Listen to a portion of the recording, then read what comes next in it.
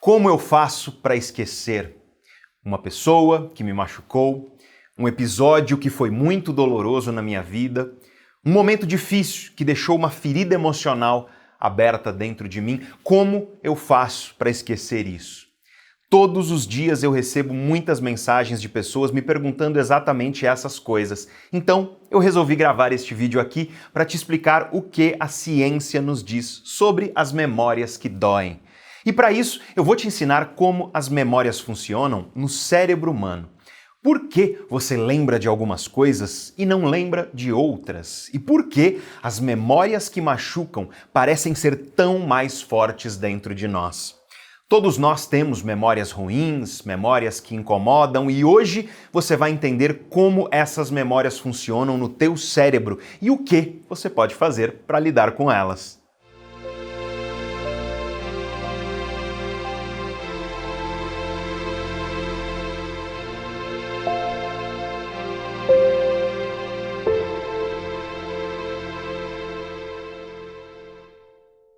O ano era 1927, quase 100 anos atrás, na cidade de Hartford, no estado de Connecticut, nos Estados Unidos, nascia um menino chamado Henry Gustav Molaison. Ninguém imaginava que ele se tornaria o paciente de um dos casos mais famosos e tristes da história da medicina. Especificamente, um dos casos mais famosos e tristes das ciências que estudam o cérebro humano. A história dele é triste, trágica, mas ela nos ensinou muito sobre como funciona o cérebro e especificamente sobre como funciona a memória. A infância do Henry foi como a de toda criança. A família dele não era financeiramente privilegiada, mas ele viveu uma infância normal e saudável.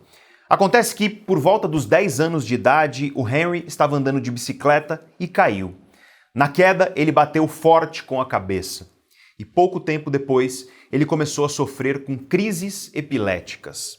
Essas crises eram convulsivas, ou seja, ele perdia controle do próprio corpo, caía no chão e permanecia alguns minutos rígido, com a musculatura dura e se mexendo de maneira descontrolada. Ele ficava roxo, mordia a língua, espumava pela boca. A epilepsia é uma espécie de tempestade elétrica descontrolada em circuitos de neurônios no cérebro. Os pais levaram o menino ao hospital e o Henry recebeu esse diagnóstico. Ele estava sofrendo com crises epiléticas e, como tratamento, o médico prescreveu medicações para a epilepsia. Esses remédios ajudaram, mas não por muito tempo. As crises epiléticas do Henry foram se tornando cada vez mais graves, cada vez piores. E olha, até hoje ainda existe gente preconceituosa, gente que diz que a epilepsia é possessão demoníaca ou coisa do tipo, sendo que nós sabemos muito bem que a epilepsia nada mais é do que uma atividade elétrica descontrolada no cérebro. Só que hoje nós temos muito mais conhecimento científico, nós temos mapeamento cerebral, tecnologia, instrumentos que medem com precisão a atividade elétrica do cérebro humano. Só que 100 anos atrás, nada disso existia. Então você imagina o preconceito que esse menino sofreu. E tudo ficou pior ainda quando ele se tornou adolescente. Na escola, ele era humilhado, zombado pelos colegas. O preconceito e a ignorância vinham inclusive dos próprios médicos. Quando ele se tornou adulto, os médicos disseram que ele não deveria ter relações com mulheres, porque se ele tivesse um filho, o filho teria o mesmo problema que ele. Veja bem, o problema dele foi uma pancada na cabeça. Não era um problema genético, transmissível, mas nessa época ninguém sequer sabia o que era o DNA. Ele chegou a conseguir alguns empregos na vida adulta, geralmente trabalhos manuais, mas a condição de saúde dele simplesmente não permitia que ele tivesse uma vida funcional. Ele tinha várias crises epiléticas por dia, mesmo tomando a dose máxima dos remédios para epilepsia. O tempo passou e nos anos 1950, um eminente neurocirurgião chamado William Beecher Scoville se interessou pelo caso do Henry. O Scoville estava preocupado com a altíssima dose dos remédios que o Henry estava tomando. Ele temia que aquela quantidade enorme de remédio estivesse fazendo mais mal do que bem para o paciente. E ele resolveu encarar esse problema do Henry de uma maneira mais direta. Ele propôs ao Henry uma cirurgia. Era uma cirurgia experimental, ou seja, ela nunca tinha sido feita antes. Isso envolvia uma série de riscos e o maior problema é que esses riscos eram desconhecidos. Era impossível saber o que aconteceria com o Henry, tendo em vista que uma cirurgia como essa nunca tinha sido feita antes. Mas o Henry tinha passado a vida inteira dele sofrendo com aquela condição de saúde e todos os problemas dela, e o desespero fez com que ele aceitasse essa cirurgia. O procedimento cirúrgico foi bastante rudimentar. O Scoville, o médico, ele fez 2 buracos no crânio do Henry com uma broca de mão. Ele colocou um canudo de metal nesses buracos e foi sugando pedaços do cérebro do Henry aos poucos. Depois de um tempo, ele tinha removido um grande pedaço da região medial, a região do meio, dos lobos temporais do cérebro do Henry. Os lobos temporais são localizados ao lado e embaixo do cérebro, mais ou menos atrás das nossas orelhas. O Henry se recuperou relativamente bem dessa cirurgia e as crises epiléticas realmente foram reduzidas depois dela. Mas, apesar disso, ele sofreu uma grave sequela, uma sequela de memória. Depois dessa cirurgia, o Henry se tornou incapaz de formar novas memórias. Por exemplo, ele passava o dia aparando a grama e cuidando do jardim, mas no dia seguinte ele não se lembrava de nada disso. Ele lia uma revista hoje e amanhã lia a mesma revista sem lembrar de ter lido no dia anterior e depois de amanhã fazia a mesma coisa. E aqui eu já posso começar a te explicar um pouco sobre como funciona a memória no teu cérebro. E você vai ver ao longo de todo este vídeo aqui que a maioria das pessoas por aí costuma ter uma ideia completamente errada, equivocada do que é a memória e de como ela funciona. E a primeira ideia errada que as pessoas têm sobre a memória é de que a memória é uma coisa só. Ou seja, nós temos uma memória e ponto final. Muita gente acha isso e isso é simplesmente errado, porque nós sabemos que existem diferentes tipos de memória que envolvem diferentes circuitos no teu cérebro. Por exemplo, nós temos a memória procedural, a memória que governa processos automáticos e repetitivos, procedimentos padronizados do nosso cérebro. É essa memória que permite a você lembrar como é que você faz para andar, para escrever, para andar de bicicleta e por aí vai. Essa é uma memória profundamente inconsciente e ela estava intacta no cérebro do Henry. Nós temos também a memória episódica. Essa é a memória de eventos que aconteceram no passado nas nossas vidas. Quando você lembra do que você fez ontem, quando você lembra de uma festa de aniversário de quando você era criança, enfim, quando você lembra de episódios da sua vida passada, essa memória é episódica e essa memória no cérebro do Henry também estava intacta. Ele lembrava das coisas do passado antes da cirurgia. Mas no caso dele, depois da cirurgia, ele não conseguia formar novas memórias episódicas. Nós temos também a memória semântica. Qual é a capital do Brasil? O que significa a palavra travesseiro? Enfim, é a memória que associa sentidos e significados às coisas do mundo. Aqui, no caso do Henry, nós temos o mesmo problema. Ele lembrava das coisas do passado. A memória semântica dele de antes da cirurgia estava intacta, mas depois dessa cirurgia ele não conseguia formar novas memórias semânticas. Anos depois, o médico que fez a cirurgia, o William Scoville, admitiu que aquela cirurgia tinha sido, nas palavras dele, uma triste tragédia. Devido à lesão cerebral que o Henry sofreu nessa cirurgia, ele passou o resto da vida assim, incapaz de formar novas memórias, vivendo o mesmo dia, de novo e de novo, até o dia em que ele faleceu, no ano de 2008. O caso do Henry Molaison é literalmente o caso mais famoso de amnésia da história das neurociências. Mas não é qualquer tipo de amnésia. Ele é o caso mais famoso de amnésia anterógrada. A amnésia anterógrada é a incapacidade de formar novas memórias. Veja que esse é um tipo de amnésia bem diferente do que normalmente as pessoas imaginam quando elas ouvem a palavra amnésia. E a vida é cheia de ironias, porque no ano de 2008, o mesmo ano em que o Henry faleceu, a vida de uma outra pessoa também sofreu um grande impacto, bastante trágico. Em dezembro de 2008, o ex-jogador de futebol americano Scott Boesen foi ao banheiro, como todos nós fazemos, mas nesse dia o chão do banheiro estava coberto de óleo de limpeza e ele não sabia. Ele escorregou, caiu e bateu a cabeça com muita força. Ele desmaiou devido à pancada e a esposa dele imediatamente chamou uma ambulância. Quando ele acordou na cama do hospital, ele não lembrava quem ele mesmo era. Ele tinha 46 anos de idade e ele não lembrava de nada da vida dele. Ele não lembrava, inclusive, quem era a mulher ao lado dele na cama do hospital. Ele não lembrava da esposa dele, casada com ele há mais de 20 anos. Ele não lembrava dos 2 filhos, nem da carreira como jogador, nem da empresa que ele presidia desde que ele havia se aposentado do esporte.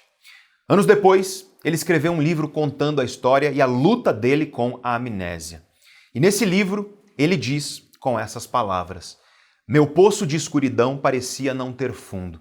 Dentro de mim, lá no fundo, eu sabia que eu não era a mesma pessoa. Eu tinha medo de nunca mais voltar a ser uma pessoa normal." O nome desse livro é My Life Deleted. Não existe tradução para o português dele, mas o título significa algo como Minha Vida Apagada. Ele teve que montar um quebra-cabeças para reconstruir a própria vida. Aprender novamente quem era a esposa, quem eram os filhos, quem eram os amigos. Aprender novamente a viver a vida que antes daquele acidente era totalmente normal e cotidiana para ele. Ele teve que encarar a novidade de tudo na vida dele porque ele esqueceu de tudo que ele tinha vivido. Ele teve que aprender a viver e a conviver com um buraco dentro dele. O buraco de um passado que ele não lembrava mais e que ele não lembra mais até os dias de hoje. Diferente do Henry, o caso do Scott Bolzan também é de amnésia, mas trata-se de outro tipo de amnésia. A amnésia retrógrada. Ele consegue formar novas memórias, mas ele não consegue lembrar do passado. Esses são 2 casos reais que nos mostram como a perda de memória pode ser trágica. Um dos meus filmes favoritos é um romance chamado Brilho Eterno de uma Mente Sem Lembranças, aqui no Brasil, ou Despertar da Mente em Portugal. Primeiro, é brilhante pela atuação excepcional do Jim Carrey e da Kate Winslet, mas especialmente brilhante por causa do roteiro, da história do filme, de como ele é contado. O filme conta a história de um casal que se apaixona perdidamente. O nome dela é Clementine e o nome dele é Joel. Eles começam a se relacionar, mas aí o tempo passa e as brigas surgem e eles se desentendem cada vez mais. A Clementine, então, vai atrás de uma empresa. Essa empresa oferece um procedimento que apaga as memórias que você tem de uma pessoa. E aí ela apaga todas as memórias que ela tinha do Joel. Ele descobre isso e fica devastado. E aí ele resolve procurar a mesma empresa para apagar as memórias dela. E o filme narra justamente isso. O que acontece dentro da mente dele enquanto as memórias estão sendo apagadas. Então, grande parte do filme é você vendo o que está acontecendo lá dentro da mente dele, enquanto ele está lá inconsciente, anestesiado, passando pelo procedimento que apaga as memórias. O brilhante do filme é o desespero que ele sente, o desespero dele quando o procedimento começa. As memórias começam a ser apagadas e ele se arrepende. E ele não quer perder aquelas memórias, mas não há nada que ele possa fazer. Ele está inconsciente e o procedimento já começou. No fim, ele perde todas as memórias dela, mas você, como espectador, passeia por todas elas. Você vê o amor deles nascer, crescer e sofrer.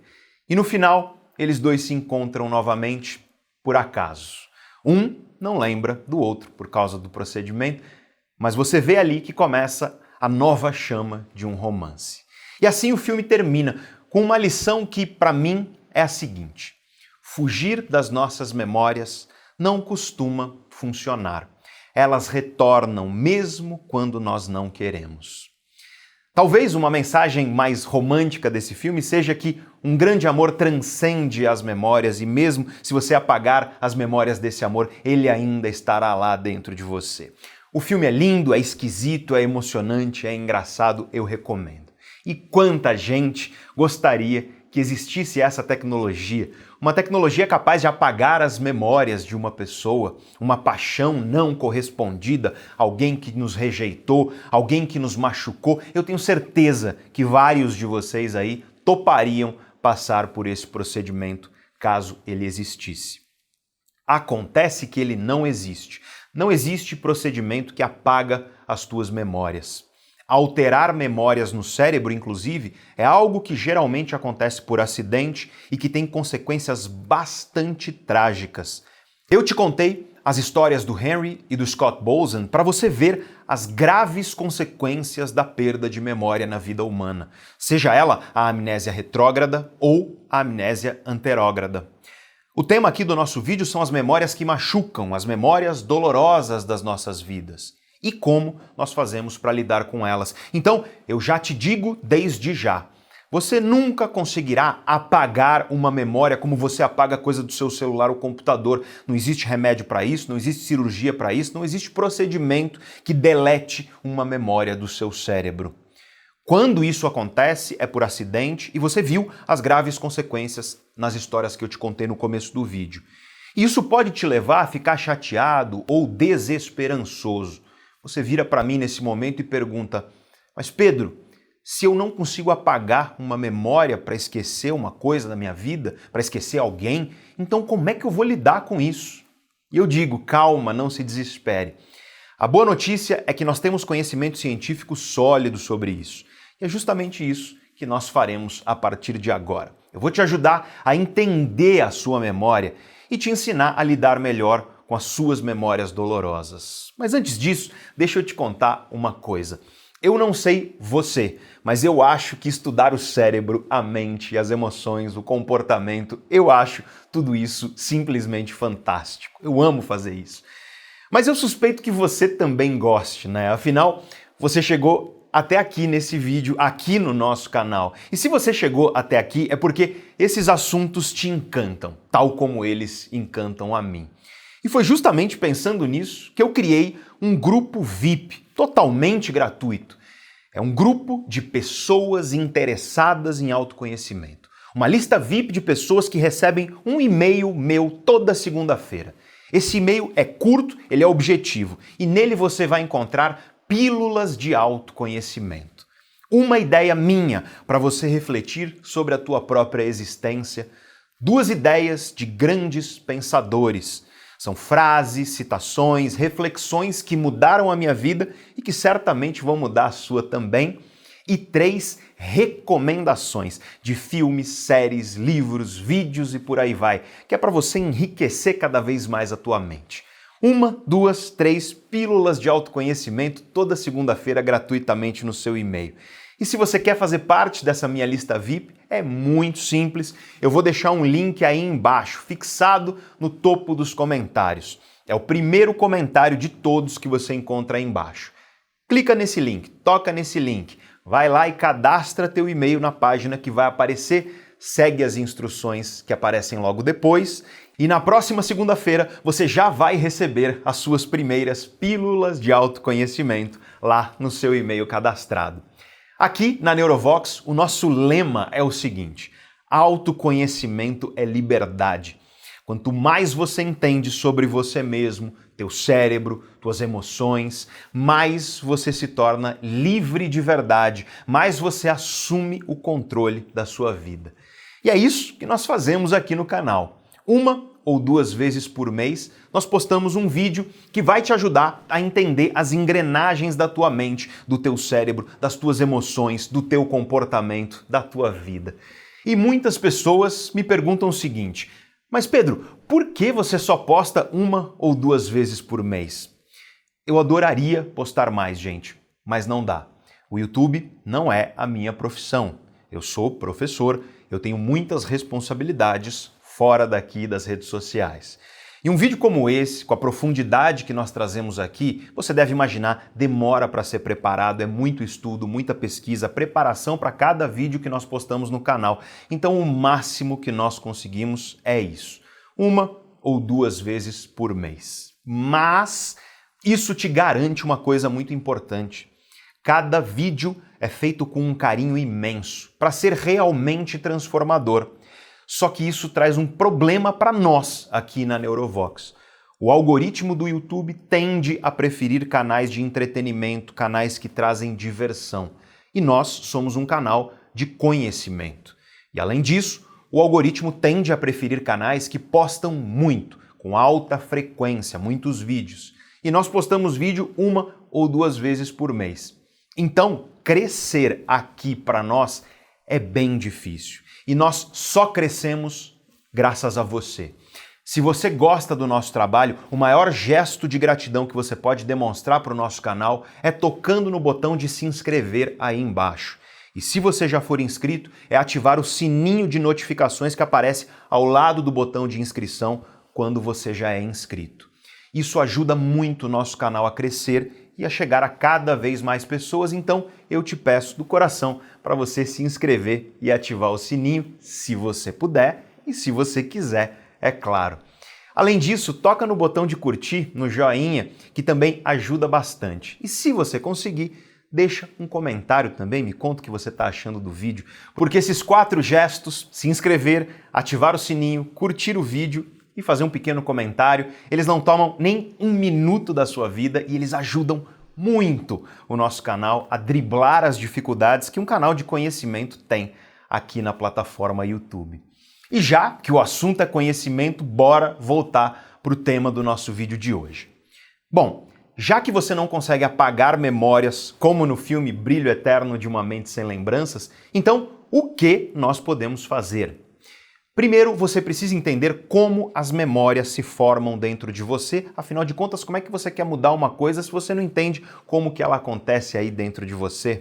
E aí, nós temos o segundo grande erro das pessoas quando elas pensam sobre a memória.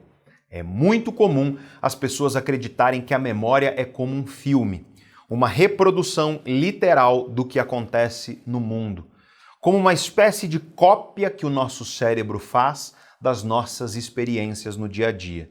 E aí, esse filme é armazenado no cérebro tal como no HD do seu computador ou na memória do seu celular. Ou seja, você vai armazenando as memórias em um filme dentro de você, em algum lugar aí do seu cérebro. É isso que muita gente acha, talvez seja isso que você acha, mas saiba, isso está completamente errado. Essa é uma visão simplesmente errada sobre como a memória funciona. O teu cérebro não faz uma cópia do mundo tal como um filme. Não é assim que a memória humana funciona. E para entender isso, nós precisamos entender qual é a função da memória na vida. Talvez você ache que a memória existe para você lembrar das coisas tal como elas aconteceram. E se você acha isso, saiba que você está errado. Não é essa a função da memória. A memória é um mecanismo de sobrevivência e esse mecanismo tem 2 funções. Primeiramente, a memória serve para você evitar as coisas que no passado te fizeram mal. Ou seja, a primeira função da memória é te afastar das coisas que te ameaçaram no passado. Em segundo lugar, a memória serve para fazer você buscar coisas que no passado te fizeram bem. Ou seja, a segunda função da memória é te aproximar das coisas que te beneficiaram no passado.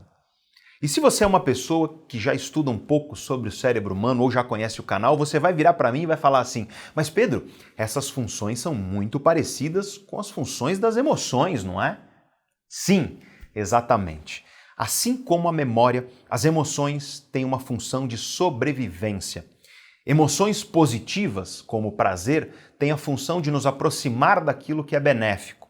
E emoções negativas, como o medo, têm a função de nos afastar daquilo que é prejudicial e ameaçador. E quando você entende isso, você compreende imediatamente uma questão fundamental sobre a memória. Emoções e memória são intimamente ligados. E eu estou falando isso no sentido literal. No cérebro humano, os circuitos responsáveis por processamento emocional são diretamente associados aos circuitos de memória. E isso traz um princípio básico da memorização. Eventos emocionalmente impactantes, eventos que produzem uma intensa experiência emocional, tendem a ser mais lembrados do que eventos que são emocionalmente neutros. Aliás, quanto maior é a carga emocional de um evento, mais ele tende a ser cravado na tua memória. É por isso que você lembra do professor que era engraçado e divertido e também do professor que era um carrasco e fazia todo mundo sofrer na sala de aula, mas você não lembra do professor que era entediante, o professor que dava sono quando você estava assistindo a aula dele na escola.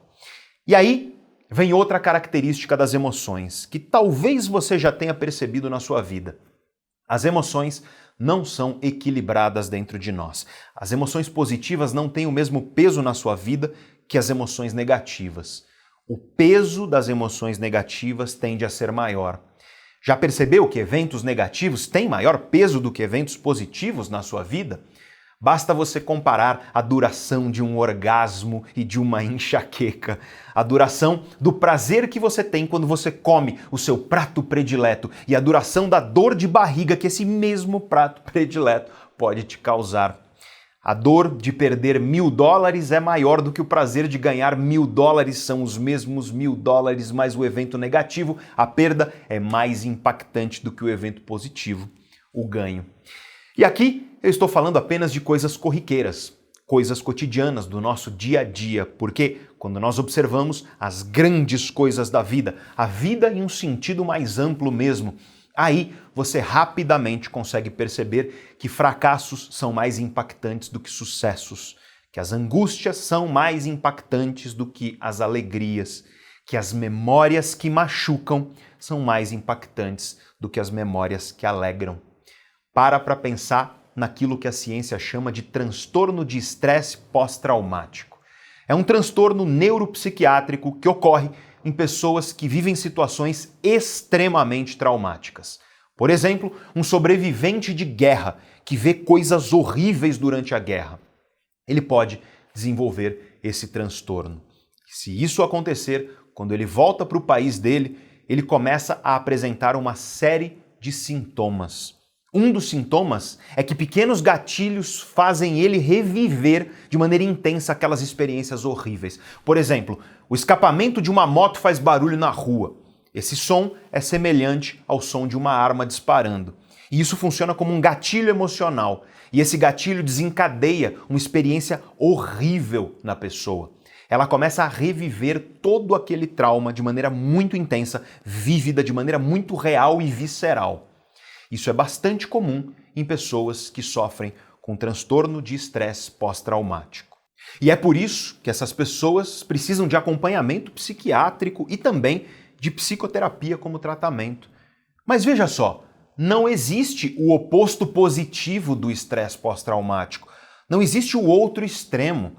Não existe uma espécie de equivalente positivo do trauma. Imagina que você vive uma experiência incrível, maravilhosa, extasiante, muito positiva. Uma viagem que marcou a sua vida profundamente de tão boa que ela foi. Aí você volta para o seu país. Nenhum gatilho vai fazer você reviver intensamente aquela experiência positiva, tal como o sobrevivente de guerra revive o trauma. Não existe equivalente positivo do trauma, porque emoções positivas não são tão impactantes no cérebro humano quanto as emoções negativas. O nosso cérebro presta mais atenção às coisas negativas. Emoções negativas são mais impactantes dentro de nós.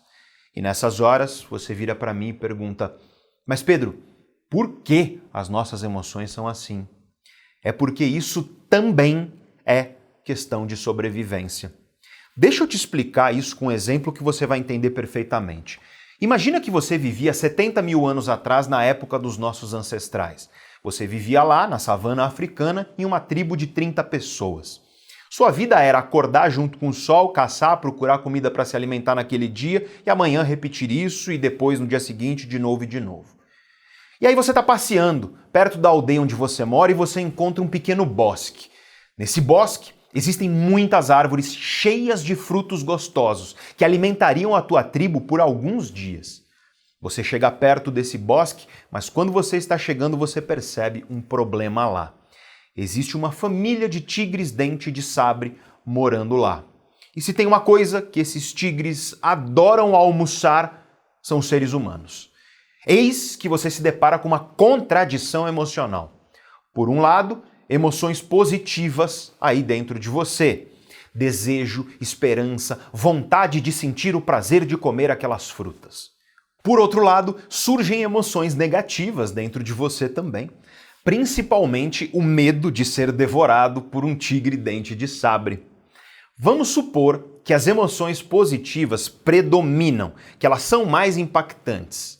Você vai lá e tenta pegar frutos nas árvores daquele bosque.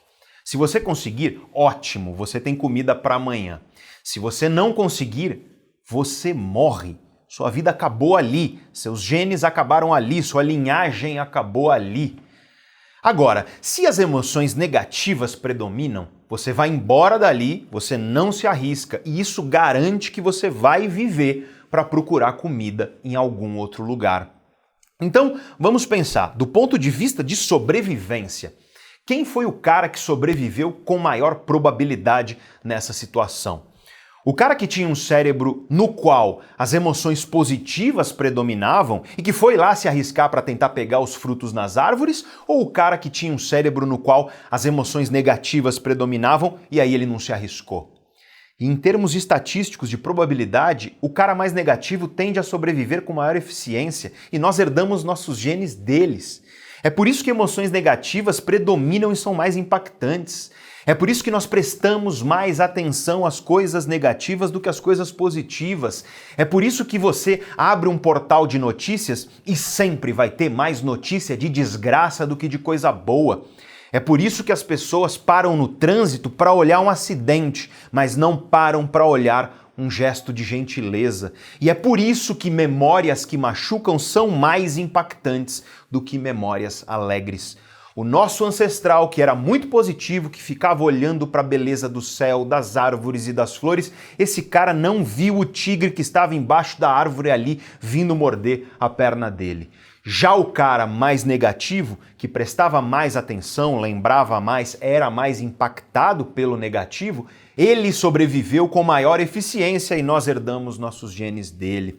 A questão é que nós não vivemos mais em uma savana africana, onde leões e tigres e outros bichos querem nos devorar e nos matar, mas o nosso cérebro continua funcionando desse jeito. Um cérebro primitivo dentro de um mundo moderno. E é por isso que as tuas memórias que machucam, as memórias negativas, as memórias dolorosas, parecem se sobrepor às memórias alegres e positivas. É porque elas de fato se sobrepõem, porque é assim que o teu cérebro processa essa realidade. É claro que isso varia de acordo com a sua personalidade, algumas pessoas são mais assim do que as outras, mas em geral, memórias de coisas que te machucaram muito terão maior peso do que memórias neutras ou até mesmo memórias positivas. E sabendo disso, agora nós podemos caminhar para algumas estratégias que vão te ajudar a lidar com memórias que machucam. E em primeiro lugar, antes de falar dessas estratégias para você, você precisa saber que a tua memória não é um filme da realidade, muito pelo contrário. Nós temos décadas de estudos sobre memória, mostrando que a memória humana é extremamente distorcida. Eu posso um dia gravar um vídeo falando só sobre isso, sobre como a memória é falha, como ela é distorcida. Se você quiser um vídeo desse, deixa nos comentários aí, e aí quem sabe a gente grava. Mas para cá, para o nosso vídeo de hoje, é importante você saber que as nossas memórias são uma distorção da realidade e que geralmente essa distorção vai ter por princípio exacerbar aquilo que é negativo. Quando você passa por coisas muito traumáticas, o teu cérebro naturalmente torna isso mais saliente. E a primeira coisa que você precisa dizer para si mesmo quando essas memórias te atormentam é o seguinte: essas memórias não são a verdade. Eu não sou essas memórias, porque de fato você não é os teus pensamentos, você não é as tuas memórias. Se você acreditar que você é as tuas memórias, que você é o teu pensamento, você vai viver sofrendo com pensamentos e memórias que te machucam. E tomar consciência de que a nossa memória é distorcida e que essa distorção para o negativo, ela acontece, ela vem programada dentro de nós, é o primeiro passo para você começar estratégias que vão fazer com que você saiba lidar melhor com tudo isso. E para todas as estratégias, você precisa ter em mente o que eu já te disse antes. O seu objetivo não tem que ser esquecer a memória que te machuca. Aqui na Neurovox nós temos mais de 13 mil alunos nos nossos cursos e muitos deles chegam para mim e falam justamente isso. Professor Pedro, eu preciso esquecer uma pessoa. Professor Pedro, eu preciso esquecer uma coisa que aconteceu comigo e que me machucou muito. Como eu faço para esquecer? E aí você já tem um erro nesse pedido. Esse objetivo é um objetivo ruim, para não dizer impossível. Desejar esquecer algo ou alguém é um objetivo ruim. Então a primeira coisa que você precisa é mudar de objetivo. Você não quer esquecer, não é sobre isso. O seu objetivo é lembrar disso e não sofrer. O seu objetivo é, quando você lembrar disso, isso não te fazer sofrer. O seu objetivo é, quando você lembrar disso ou dessa pessoa, isso não fazer mais diferença na sua vida emocional. Quando isso acontecer, você estará curado dessa memória dolorosa. Quando isso acontecer, essa ferida terá cicatrizado dentro de você e você poderá seguir com a sua vida. Então esse é o primeiro passo da sua estratégia para lidar com memórias que machucam. Eu sei que quando você ouve isso, você vai imediatamente me perguntar: Pedro, me conta então como é que eu faço para lembrar disso e não sofrer mais. Existem muitas técnicas para isso, muitas ferramentas cientificamente validadas para isso. Eu trabalho isso profundamente com meus alunos, mas todas essas técnicas e ferramentas se baseiam em técnicas do que a psicologia chama de ressignificação. Ou seja, é você ressignificar dentro de você essa memória. É atribuir novos significados a essa memória para que ela deixe de ser dolorosa. E como é que você faz isso? Vamos lá então, mão na massa, eu vou te ensinar algumas ferramentas práticas bastante eficientes. E a primeira coisa que você tem que parar de fazer é brigar com essas memórias. Aliás, brigar com pensamentos, memórias, sensações costuma ser a pior coisa que você pode fazer pela sua saúde mental. O cérebro humano pode ser muito traiçoeiro e uma armadilha da mente é o que a ciência chama de processo irônico da metacognição. O nome parece complicado, mas deixa eu te explicar como isso funciona. Quando você tenta parar de pensar em uma coisa, essa coisa se torna cada vez maior dentro de você. Quer ver? Eu te mostro. Não pense em um urso polar agora. E provavelmente você pensou no diabo do urso polar, não é? O cérebro humano é incapaz de obedecer a um comando para parar de pensar em uma coisa. Quando você fala para si mesmo, sabe? Para de pensar nisso, para de pensar nisso, é como se você estivesse tacando gasolina em uma fogueira. O pensamento se torna cada vez maior e mais forte dentro de você, e isso vale para as memórias doloridas que surgem dentro de você. Pois bem, então a saída não é ficar se esforçando para parar de pensar naquilo, porque isso só vai piorar a situação. Nós temos um vídeo aqui no canal Neurovox onde eu explico esse processo irônico da metacognição. O nome do vídeo é Liberte-se de pensamentos que te incomodam. Depois que você terminar este vídeo aqui, eu sugiro, caso você queira, que você assista a esse outro vídeo, porque lá você vai entender por que a nossa mente faz isso. E eu quero responder agora por que isso é chamado de processo irônico. Ora, é porque é um tanto quanto irônico o fato de que quanto mais você tenta parar de pensar em uma coisa, mais forte ela se torna na sua mente. Então, já que não adianta tentar parar de pensar naquilo, o que você pode fazer? É justamente aí que entra o processo e as técnicas de ressignificação. Uma boa ferramenta de ressignificação é essa que eu vou te ensinar agora. Quando você estiver sentindo algo ruim, quando você estiver pensando em algo ruim, que pode ser uma memória dolorosa, mas pode ser também um pensamento angustiado por causa de um momento, de uma situação difícil que você está vivendo aí.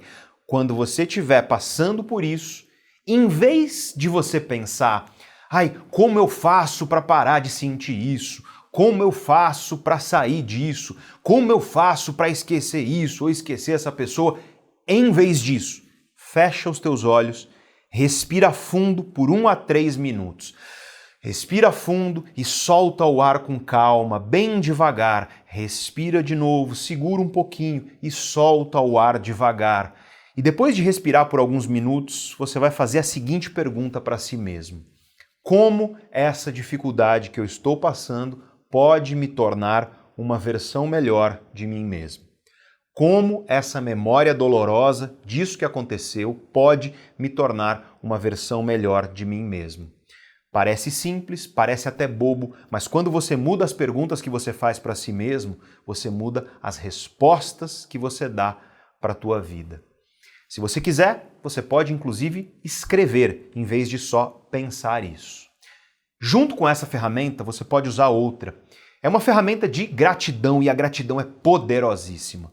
Quando o pensamento que te incomoda surgir, quando a memória que te machuca surgir dentro de você, pega um pedaço de papel e escreve um motivo pelo qual você é grato pela sua vida neste momento que você está vivendo agora. Pode ser uma coisa bem simples, mas que traz um pouquinho de alegria e gratidão para a tua vida. Um café gostoso que você tomou, um carinho que você recebeu, um céu azul que te alegrou, qualquer coisa, por menor que seja, que te faz ser grato por você estar vivo. Escreve isso nesse papel. Se esse pensamento, se essa memória continuar te incomodando, lembre-se, não briga com isso. Eu gosto de usar uma técnica muito simples quando a memória, o pensamento insiste dentro de mim. Eu converso com a minha emoção dentro da minha cabeça.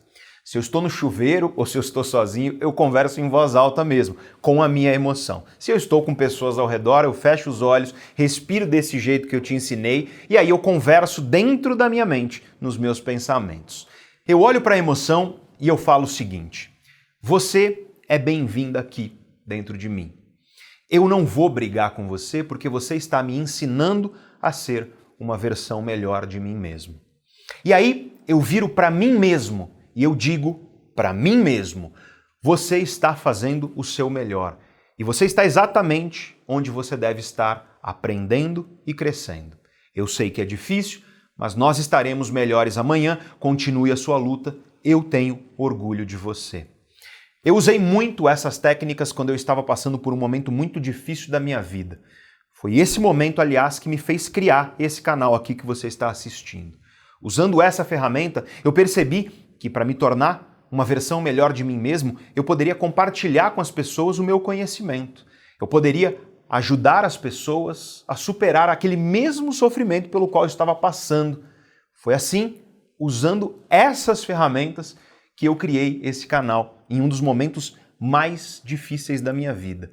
E hoje eu tenho o privilégio de ajudar milhões de pessoas aqui.